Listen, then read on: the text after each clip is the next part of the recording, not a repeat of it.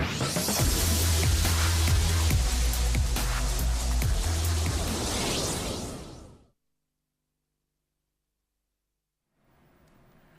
guys, finally it's the first show of the week. Welcome to Mindset Learn Extra Live. This is grade 10 maths, and tonight's show is brought to you by Liberty. Last week we covered numbers and number patterns with Dina. Tonight our topic is linear and quadratic equations, and Natasha will be taking us through it. Hi Natasha. Hi Indiana, nice to see you again. And guys, welcome to the first lesson on Monday. So as Indiana said, our lesson is going to be on linear and quadratic equations. So if you are in grade 10, it will be the first time that you're doing quadratic equations. So it's time for you to get busy on Facebook and Twitter and all the rest. Yeah, exactly. So guys, get chatting to us. We are on www.facebook.com/learnextra. We are also on Twitter @LearnExtra, and please make sure whatever the questions are that you're sending through relate to what we're talking about, so we can get through it much, much faster. Next week, our topic will be linear inequalities, and lots of you have been asking us about our schedule. So if you are in a group, the topic next week is linear equalities. The show tonight will start with the lesson on linear and quadratic equations. Then after the break, we'll work through an example or two. Then, lastly, we'll tackle your questions on the topic in the last section of the show, guys, so get them in nice and early. Here's the facebook.com/learnextra. Our Twitter is @learnextra. Get chatting to us, guys. We're going to take a quick break, and we'll see you now.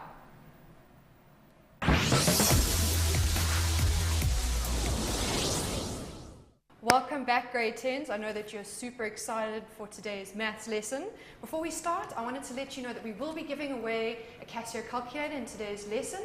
I will be choosing, well, our team Mindset, will be looking for the best comments on the page, and tomorrow we will be announcing the winner. So stay tuned, get those questions in.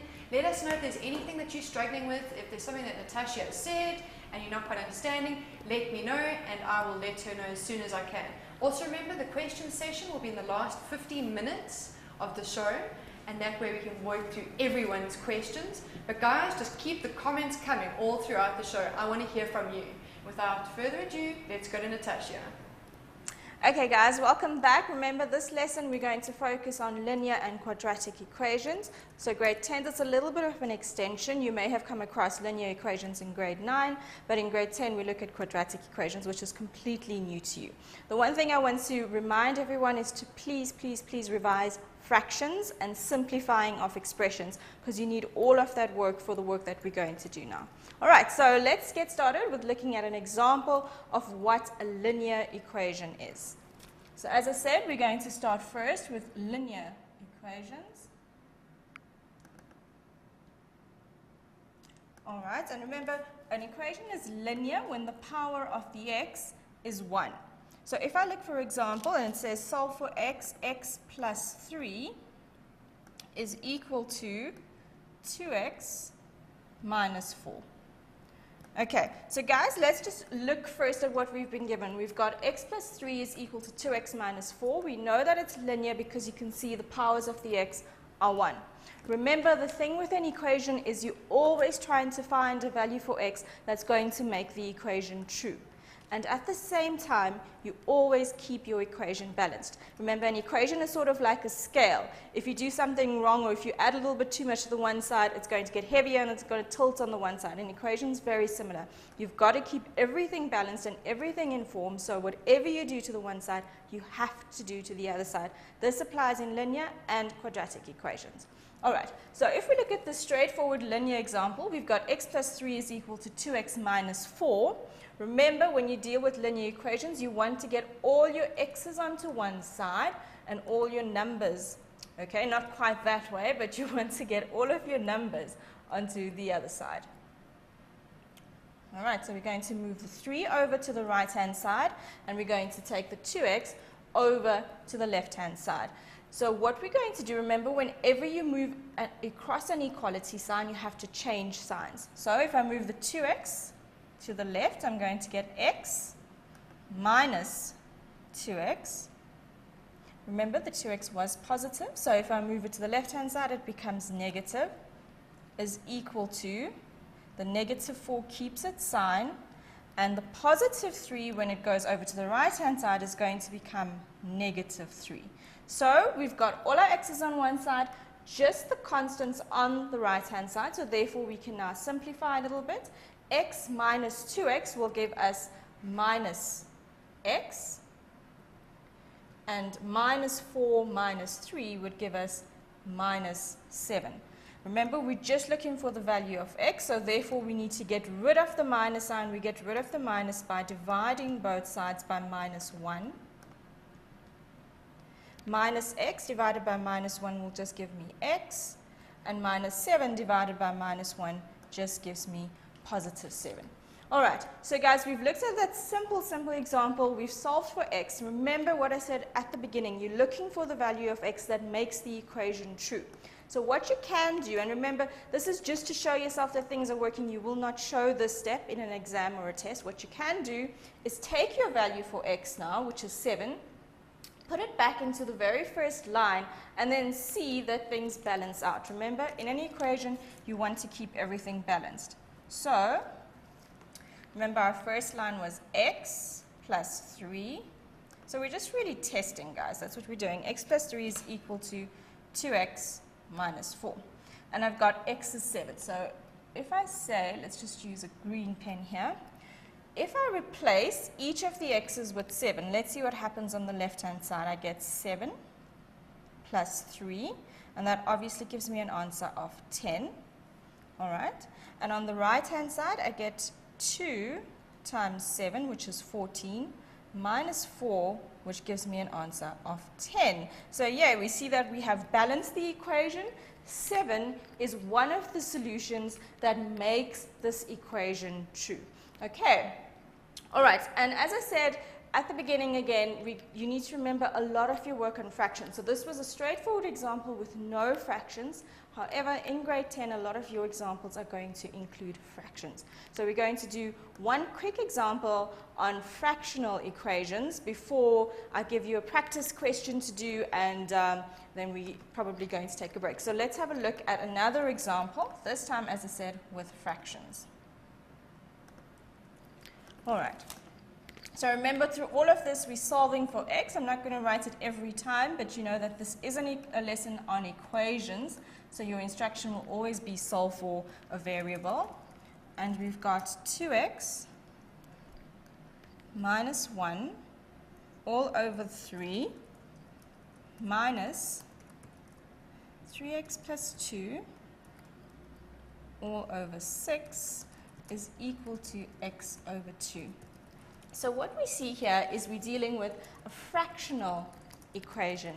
And often I get asked, what is the difference between simplifying an expression and then solving an expression? Now, when you're actually simplifying, in this case, a fractional expression, when you're simplifying, you keep your LCD right to the very end. Okay, so if there was no equal sign in this equation, then it would be a simplifying question, and we would just keep our LCD right till the end. LCD, remember, is your lowest common denominator.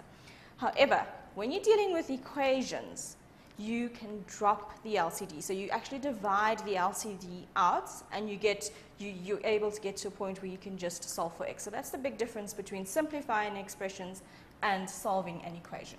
Okay, so once again, we're looking for a value of x that would make this equation true. First step, let's find our LCD, because we are dealing with a fraction. And here I hope that all of you can see your LCD is going to be 6. Okay.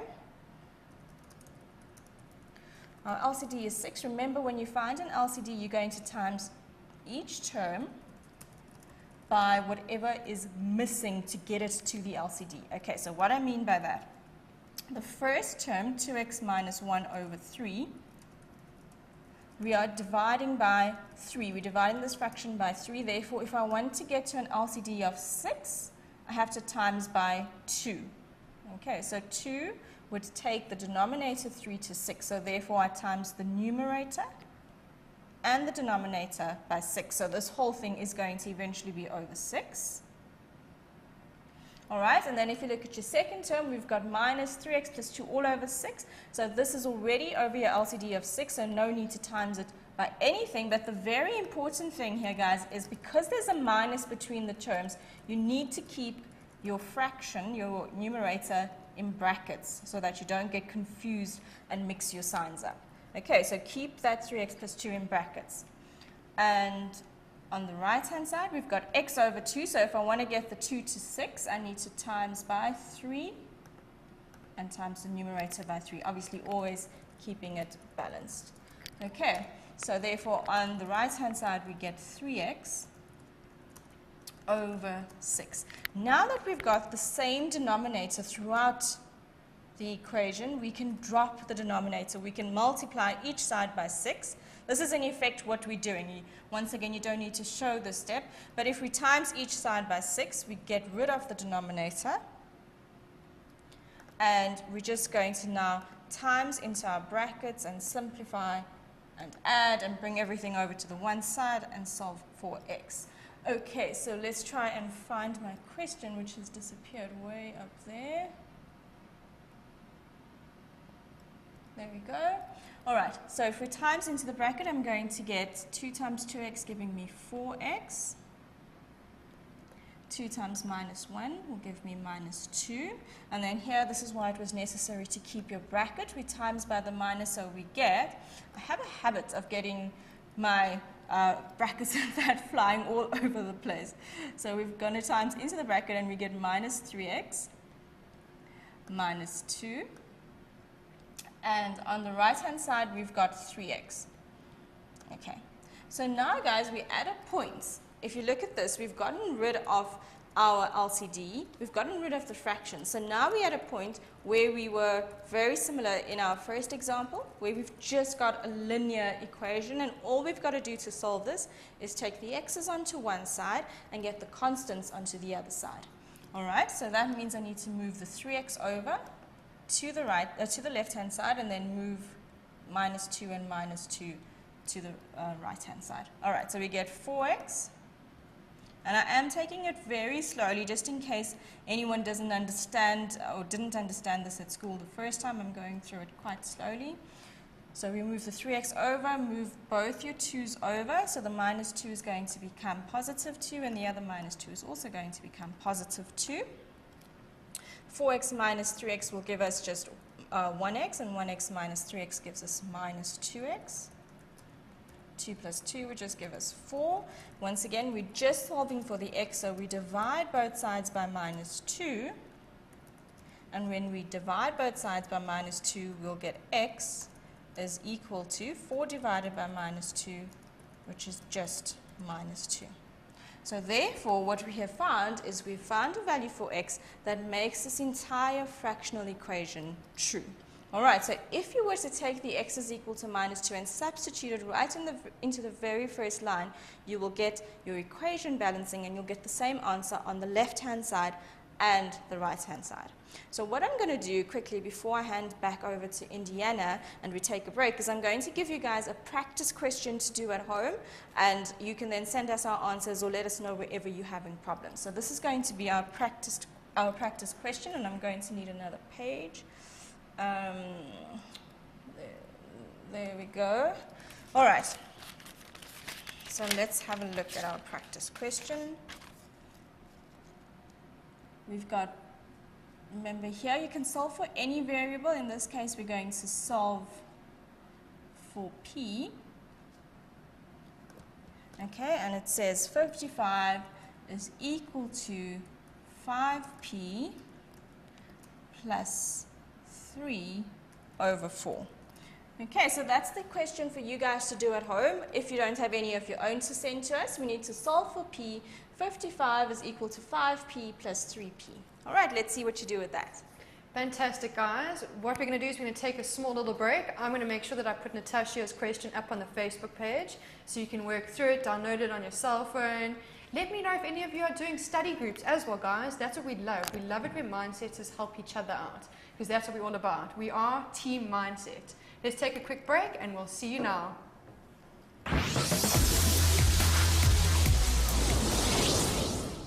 Hi guys, and welcome back. I told you it's going to be a quick break, right? I've just got to give a quick wave to Anele. She's always watching. Lady, every day, math, she's there and she's watching. Treasure, welcome. Tatu, welcome. Guys, if you're watching, just drop a line. Tell us what you're thinking. If there's anything you're struggling with, well, let us know. Also, don't forget about the calculator. All you have to do is just interact with us. Let us know what you're struggling with. Even if it is just to say hi, that's cool. I have posted the challenge question onto the Facebook page, Natasha's challenge question, so maybe you want to give it a bash. And I think what we're going to do right now is we're going to get straight back to Natasha.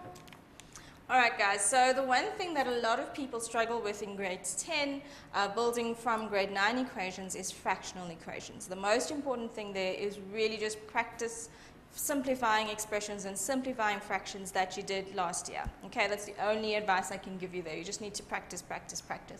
Remember, in green there is our challenge question for linear equations. We'll later on get another one for quadratic equations. Now I'm going to look at another example using fractional equations, but here what you'll notice is different from the other ones we were doing is we now have an x or a variable in the denominator, and you've got to be very, very careful when you've got an x in the denominator. Because remember, an x can be absolutely any value that it wants to be. It can take on any value. So when you have variables in the denominator, it's going to become very, very important in equations, in linear equations and quadratic equations, to put restrictions in. Okay, so let's deal with that first. So I've got this entire equation, but before we do anything, we need to put down a restriction. Guys, you do not get marks for writing this restriction down, but if you don't use the restriction, so say you get an answer and the restriction excludes that answer, you will get a mark taken off. Okay, so it's important to do the restriction just so that you see if your answer at the end corresponds or if the restriction goes against your answer at the end. The restriction here, remember, you can never ever divide a fraction by naught, so our restriction here is x cannot equal to 0. So what that means essentially is that when you get to the final bit of this question, when you're going to finally get your answer for x, if your answer happens to be naught, you will then say, but hang on, I know I have a restriction that says x can't be naught, so therefore there's no solution to this question. Okay, so let's attempt this question and see what we get. All right. So just like in any fraction, your first step if you're dealing with fractional equations is to find an LCD. Okay, so in this case, the only thing that we have in the denominator is x, so therefore our LCD here is going to be x. All right, we can see once again doing the same thing as before, we want to get both the left and the right hand side over x. We can see the right hand side is already over x, so let's just bring that down. On the left-hand side, the 8 is over x, so we can just put that down. However, the 5 is just over 1. So if we want to take that and make it a common denominator across the equation, we need to times by x over x. Okay?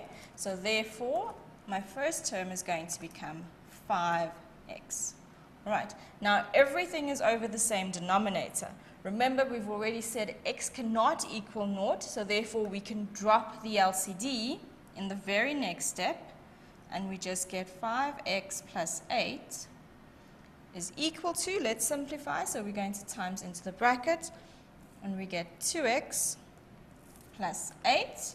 And then guys, this is what we did before as well. Whenever you get linear equations, whenever you're solving a linear equation, you'll get to a point where all of the funny stuff disappears. There's no fractions, there's no funky things. All you're left with is just straightforward terms. All right, so there's no fractions with x's and that kind of thing. Okay, we've gotten rid of all of that. We've just got a straightforward linear equation, and now we can solve this. So we take the 2x over to the left, take the 8 over to the right. 5x minus 2x will just give me 3x. And then on the right, 8 minus 8 gives me 0. And therefore, we get that x dividing both sides by 3 is equal to 0. But hang on, we know, because we put a restriction in, we know that x cannot equal naught. So therefore what we see is that the answer is in contradiction of the restriction. Okay? So therefore x cannot be equal to naught. That's from our restriction. So therefore we say this equation has no solution. Okay. So let's just do a quick recap of this fractional equation before we move on. If we are solving for x and we have x's in the denominator, we need to put restrictions. Your restriction tells you what answers for x are unacceptable, because remember, x can take on any value at all. If at the end your answer happens to be the same as your restriction, you will then get no solution for that specific equation. All right. Okay, so I hope some of you have tried the challenge question, Indiana. You can tell me if they have. They have. We've got quite a few. All right, and does anyone have an answer for us? We do. What is the answer? Okay, but there's quite a few answers. Should I just read out some of them and you can tell me? Yeah, let's see what people are saying. Okay, I'm not going to say names for now, guys, just in case. You know, even though getting something wrong is totally fine as well, because that's how you learn, right? Okay, somebody said P equals 10,85. I don't have a calculator, but I've got 0.85 sounds like 17 over 20. Yeah, I've got two that say 10,85. Somebody says P 217 over 20. 10,85, another one. Let's see, who else? 10,85. Okay, Indiana, I think what that means quite is a few. The question was too easy. Guys, I think the question was too easy because everyone is right. The answer is 10,85 or 217 over 20, or you can leave it as a mixed fraction or whatever you want to. I'm going to quickly show you how we got to that answer for those of you who didn't get that answer. So well done to everyone who's got that answer. Well done to getting it. I think he was the first one to get it in, so I think that's awesome. Well done. All right. Okay, so let's have a look and see those who didn't get it. This is how we do it. So we've got 55 minus, well, is equal to, 3/4 plus 5p. Okay, now guys, some of you might prefer to work with the p on the left-hand side, so you can if you want to swap the whole thing around. This is often what people ask is it the same? Yes, it is. It's exactly the same thing. I can rewrite the top equation as that. So I can swap everything around and say it's 3/4 plus 5p is equal to 55. There's absolutely nothing wrong with doing that. So if you have put everything over to the left-hand side in that way and swapped everything around, it's perfect. All right, so what we're going to do, if you've done it in that form, is we are now going to just keep our variable on the one side. So we're going to keep the 5p by itself. And we're going to move the 3/4 over. So I get 5p is equal to 55 minus 3/4, and 55 minus 3/4 will give us 54 and a quarter. All right, remember you're just looking for the p, so you're going to divide both sides by 5. And you can do this part on your calculator. All right, so therefore we get p, because your calculator also gives you some nice fractional answers. You can get p is 10 and 17 over 20. I would recommend those guys who got it as a decimal. Just thinking about it now, if you put your answer as a decimal, 10,85, as Indiana said, I would rather you change that to a fractional form, because teachers know that you're using your calculator, but don't make it that obvious, because in this kind of equation, you really don't need a calculator. So if you gave your answer as 10,85, although it's right, rather leave it in a fractional form. Okay, so we can leave it as 10 and 17 over 20, or as someone else said, 217 over 20. Okay, well done, guys. I think that question was a little bit too easy. Yeah, I think we have to think of a harder one, Natasha. Next one's going to be harder. A harder one next time, guys. Yeah. All right, so the next one's going to be harder, and guys, I hope that you are getting those questions in. I'm ready to move on to quadratic equations, unless we have any questions. I have one more question. It's about the last sum that we went through. Kutso wants to know, can we state that the statement is a false one? because it didn't come up with an answer. Would you be able to say that? You can say that it's a false statement, but remember, it's not really a statement, it is an equation. In an equation, you're trying to find a solution. So while it is a false statement, it's not correct to say that as your answer. Your answer is there's no solution because, remember, your instruction will be solve for x. So if you say false statement, they're going to say, but hang on, what do you mean false statement? So if it's solve for x, rather say no solution or something like that, rather than false statement. Okay. Perfect, perfect. You know what, Natasha, I think we're going to take a little ad break. Guys, go and get yourself a glass of water, make yourself a cup of tea, jump up and down on your couch, but don't leave. We'll be back with you in 2 seconds. See you then. Hi guys, and welcome back. It's grade 10 maths live, Learn Extra live, just in case you've just tuned in. We did have a challenge question earlier, but you guys are asking for a harder one. So Natasha and I are going to do exactly that. Just now we'll be posting a harder one. So this one's going to be just for you, Tanyi, because he's saying, I want a harder one. Well, you're going to get a harder one. Guys, get chatting to us on Facebook and Twitter, and let's get straight back to Natasha. All right, guys, so the moment you've all been waiting for, obviously, quadratic equations. So this is the big step up from linear equations. Remember, in quadratic equations, the standard form is ax squared plus bx plus c is equal to naught. What makes it quadratic is that, well, obviously the form, but other than that, the power here of the x is 2, so therefore what it means is in the end, you'll always get 2 solutions. Remember, when the powers are 1, you get 1 answer. When the powers are 2, like in this case, you'll always get at most 2 real solutions. It is possible, as we saw before the break, to get no solution at all. But if you get any solutions here, the most number of solutions you'll have are 2. So what I'm going to do is, because I think some of you might already know how to do quadratic equations, so while I'm going through the theory of it, I'm going to put up a practice question for you guys to try. All right, so I was busy writing that. This is our practice question. And we've got, let's just find it here, we've got a plus 1 over 3a minus 4 plus a over 2a. Ooh, I haven't had the pen do something funky like that in a while. Okay, so I'm just going to write that down again. Oh, do you know what it is? It's your piece of paper. Oh, is it? Yes. Okay, my paper is interfering your very with sneaky a piece of whoopsie. paper. All right, so let's try and get back to where that was. I think it's the following page. There we go. Okay, so paper behave. So we've got a plus 1 over 3a minus 4 plus a over 2a plus 5 plus 2a plus 3 all over 2a plus 5 is equal to naught. All right, guys, so that's your practice question. And remember here, we're actually solving for a. Okay, so that's the entire question. I think Indiana will try and get it on in a little bit. It is quite a long one. So we're solving for a, but here what I would also like to do, besides just find your solutions for a, also tell me what the restrictions are. Okay, all right. So let's go through the theory of quadratic equations. Remember, it's in the form ax squared plus bx plus c. The x squared tells us that we're going to get 2 answers for x. Now, there's a basic pattern that you can follow to help you solve any quadratic equation. And a lot of the times, people have problems with quadratic equations, and I find that it's not really the equation that they're battling with, but it's rather the factorizing. So if you find that you're really battling with trinomials or fractions or anything like that, please go and revise those sections, okay?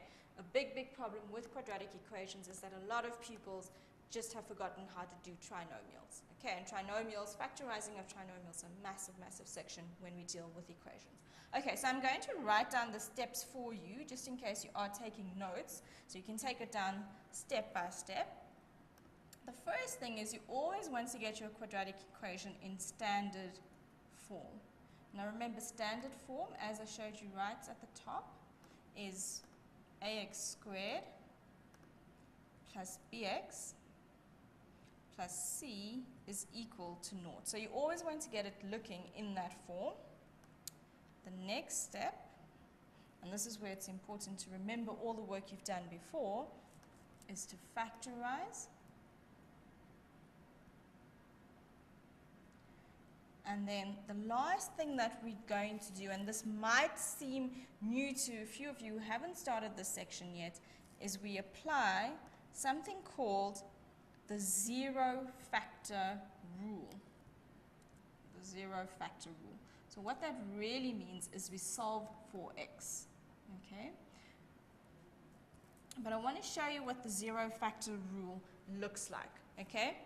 Say you have, and this is what the zero factor rule says, the product of any two numbers, if the product of any two numbers is equal to naught, then one of those numbers has to be naught. So let's look at this as an example. So say I had a times b is equal to naught. So if we've got a times b is equal to naught, what the zero factor rule says is that will only be the case if either the a is equal to naught or if the b is equal to naught. Okay, and if you think about it, it should make sense, because if you've got two numbers or two variables, a and b, the only time you will get naught out of that answer or out of that product is if one of those variables happen to be 0, because remember, 0 times any number will always give you naught. Okay, so this is the principle that we apply to help us solve quadratic equations. So let's look at a simple example, just bearing in mind that zero factor rule. Say I have x times x plus 1 is equal to naught. And guys, remember, the rules are still the same. We're still trying to find a value for x that would make this equation true. All right, but using the zero factor rule, what it says is that either of these, either the x or the bracket, which is x plus 1 in this case, must be naught for this equation to hold. Okay, so either x must be naught or x plus 1 must be equal to naught. X's naught is simple because if I take naught and I substitute it in place of x, naught times whatever this bracket is, whoopsie, so naught times whatever that bracket is will just give us naught. Now, let's look at the second one. If x plus 1 is equal to naught, we then get x is equal to minus 1. So if x is equal to minus 1, and you were to take that value for minus 1 and substitute it into the bracket, minus 1 plus 1 gives us naught. So therefore, naught times x will give us naught. So hopefully you can see that pattern that's emerging here from the zero factor rule. If you've got the product of two things equal to naught, one of those or both of those needs to be naught in order for you to get a solution. All right, so I'm quickly going to do an example, and hopefully you're all busy working on the practice question and you're getting those answers in. But let's do an example of quadratic equations from start to finish. Okay, so we have, once again, solving for x.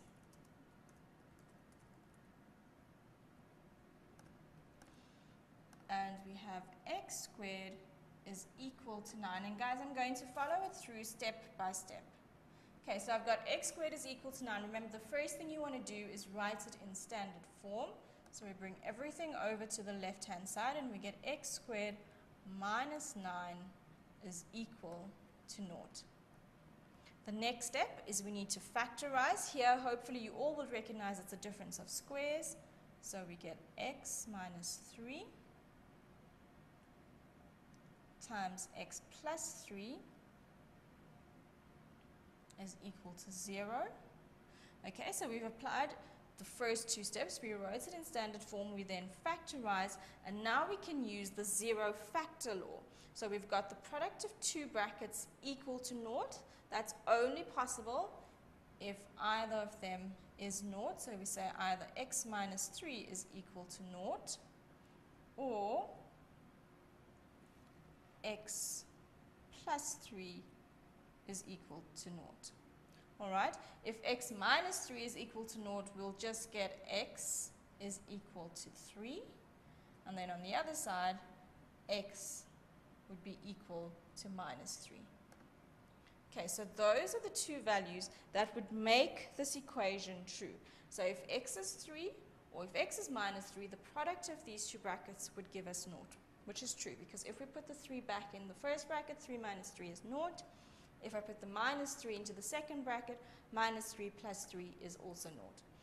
If we were to check it, because remember you're always looking for a value that makes the entire question true. If I take the 3, put it into the very first line, 3 squared will give me 9, and then minus 3 squared will also give me 9. So both of those values are valid for this equation. What I'm going to do is I'm quickly going to scroll back to the top of the page and just remind you of what the challenge question was.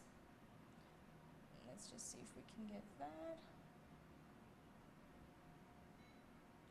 Oh, okay, that's not working.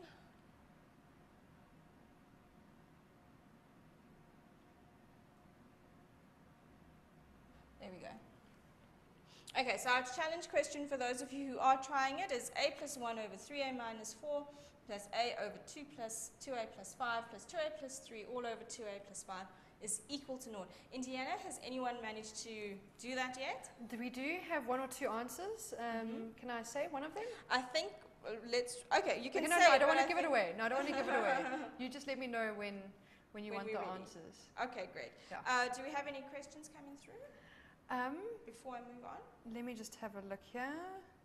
Guys, no questions yet. So I'm guessing that you're all understanding quadratic equations. If you do have any questions, please send them through. I know a lot of you are writing, a lot of them are actually writing, the mindset is writing tests tomorrow on this. Oh. So get those questions in now so you can ace that test. All right, so should we go to another question or? Yeah, I think let's Okay. go to another question. And All then right, guys, so before we do the challenge question and give the answer to this, I'm going to look at another quadratic equation. Okay, and hopefully I've got another page here. No, I don't. Okay. Okay, I think let's rather take a break, Indiana, while I try and get some pages up here. Perfect, perfect. Guys, let's take a little ad break, and when we get back, I know that the page is going to be flooded with amazing questions that I can then show Natasha how bright we all are. Guys, don't leave. We're still on for another 20 minutes. See you now.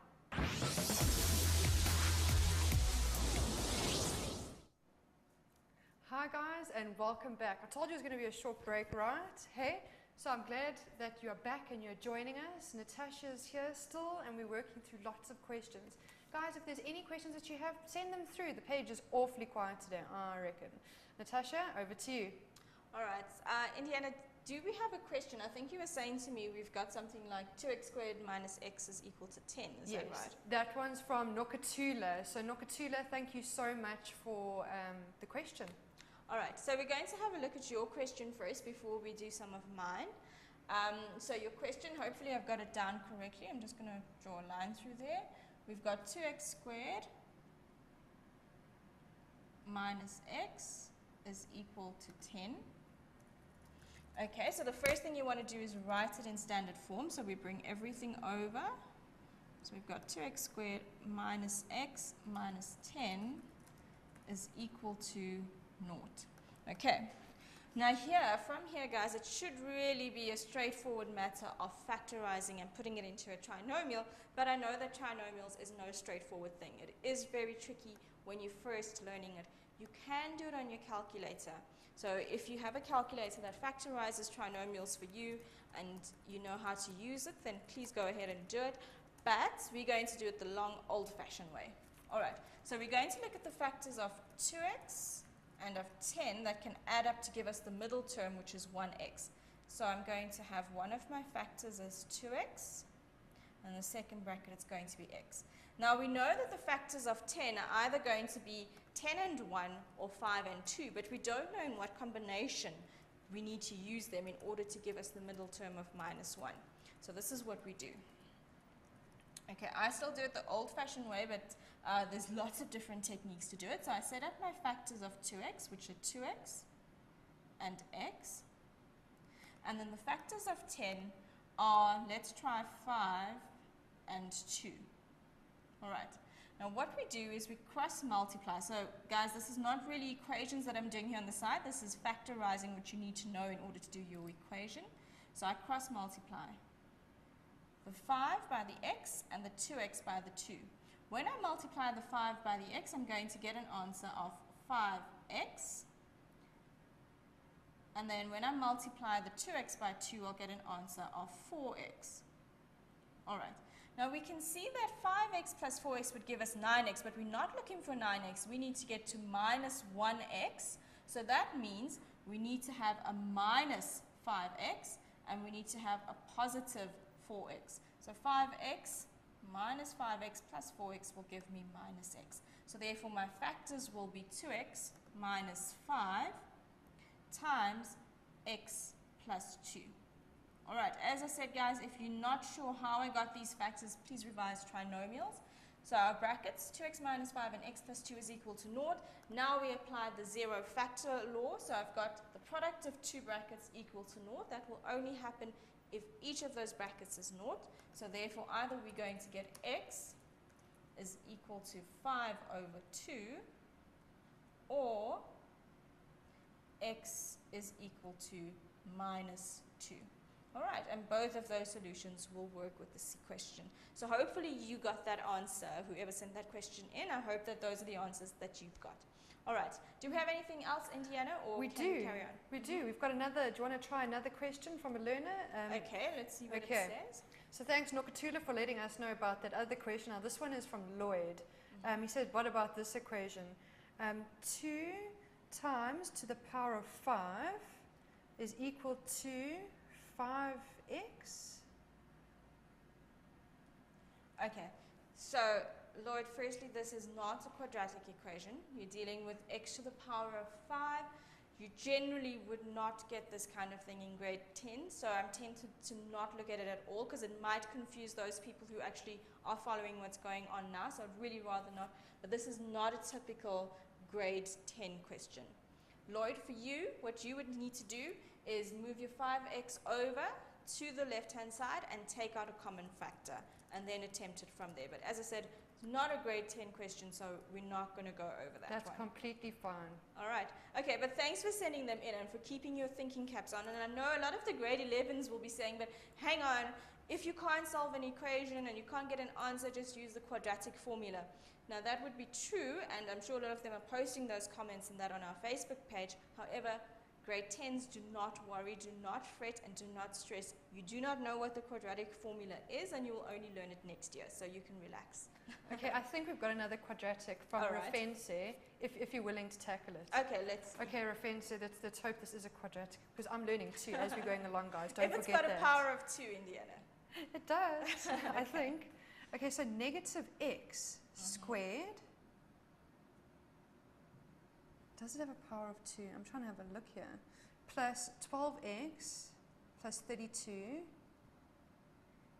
equals negative 2x plus 16. So there's no power of 2. No, there is. The very first one. The x. Yeah. Okay, you see, guys. Okay, good. Thanks for fancy. All right, so Indiana learned something as well. X squared, quadratic, yay. All right, so let's look at this question. I've tried to stretch it out there. We've got minus x squared plus 12x plus 32 is equal to minus 2x plus 16. I hope that is the right question. If it isn't, just drop us a note to let us know. Okay, so let's have a look at how we would do this. First step, remember, if you follow steps, maths becomes so easy. Bring everything over to one side because we want it in standard form. So we've got minus x squared plus 12x plus 32. Bring the minus 2x over, so it becomes plus 2x minus 16 is equal to 0. Now we're going to group our like terms together and add. So I've got minus x squared plus 14x, and 32 minus 16 is 16. All right. Remember, guys, we usually like to work with a positive x squared. So what I'm going to do is divide the minus out. So I'll get x squared minus 14x minus 16 is equal to 0. All right. Indiana, can we just double check this question, because I can already see it's not going to work, which means we would need to use a formula which grade 10s don't really know. Okay, let's check it. Is it going to be equal to minus 2x on the other side, or what is it? Or is it positive 2x? I think it's positive. Okay, Am I wrong? Okay, because I've got it down as minus. Okay, wait, let's have, on the actual, it's negative 2x squared plus 12x plus 32. Oh, was there a 2 here? Negative 2x squared. Yeah, negative 2x squared plus 12x plus 32 equals negative 2x plus 16. Okay, so that might make the difference. If it was as it was originally, it was not going to work. So we just have to double check that. Okay, so let's just put that 2 in now.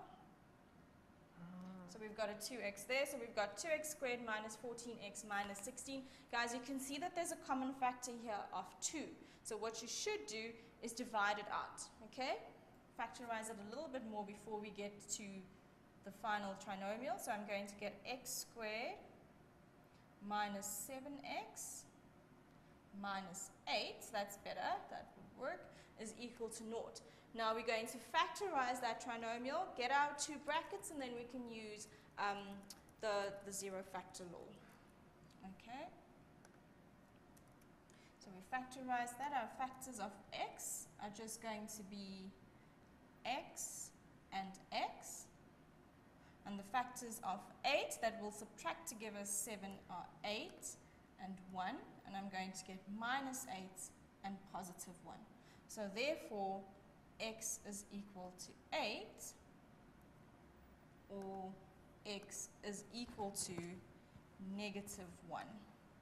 All right, I think that we are kind of running out of time. So hopefully whoever sent that question in got those answers. Yeah, and Rafense sent in, she was even shouting at me saying that it's negative 2x squared. Indiana, it's negative 2.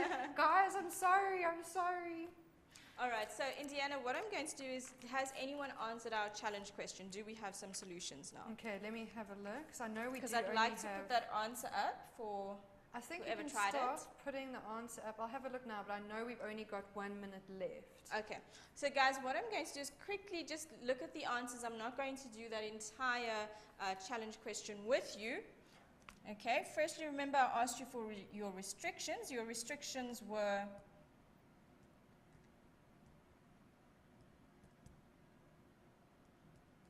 a must not equal 4 over 3, or a must not equal minus 5 over 2. So firstly, if you've got those restrictions, well done. Give yourself a pat on the back. So a cannot be equal to 4 over 3 or minus 5 over 2. And the answer at the end will be a is equal to minus 7 over 11, or a is equal to 1. Okay, so hopefully all of you that did try this at home, you've got these answers. Okay, so our restrictions, let's go over that one more time. Our restrictions were a cannot be 4 over 3 or a cannot be minus 5 over 2. The answers were minus 7 over 11 or a is equal to 1. And as you can see at the end there, those answers do not contradict your restrictions, so therefore both of them are allowable. Okay, Right. so grade 10s, unfortunately we've come to the end of our show. Grade 11s, don't forget we are on next with simultaneous equations. Thank you so much, grade 10s, for an amazing, amazing show. Use our page, post those questions, and you know what? We'll see you same time, same place next week. Bye.